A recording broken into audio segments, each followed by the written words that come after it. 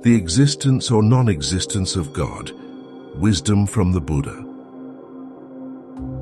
At one time in the early morning mist, the Buddha was sat in a peaceful garden in deep contemplation with his disciples. Soon after, a man appeared and quietly stood in the shadows watching the Buddha. This man was a devout follower of Lord Rama. He had spent most of his life constructing temples and dedicating himself to Lord Rama's service. The man was old and approaching the final years of his life, and despite years of spiritual devotion, he had still not attained enlightenment and harbored doubts about the existence of God, and desired definite confirmation regarding the existence or non-existence of God. Seeking clarity, he approached the Buddha, and when he felt nobody would notice him talking to the Blessed One, he asked, "O Buddha, please reveal the truth.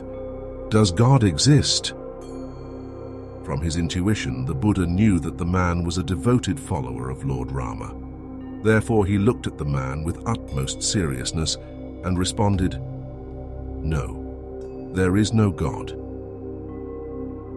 The disciples, previously uncertain about the Buddha's stance on this question, were relieved and joyous, sharing the newfound clarity among themselves.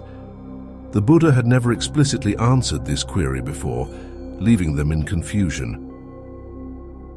Shortly afterwards, another man entered the garden to ask the Blessed One a question. He was a lifelong atheist and materialist who had spent years debunking the existence of God. He had even persuaded thousands of individuals that the existence of a God was unfounded. He would actively engage with priests and scholars, prevailing over them in religious debates. But as he aged, a faint sense of doubt crept into his mind. So he approached the Buddha to inquire about the truth.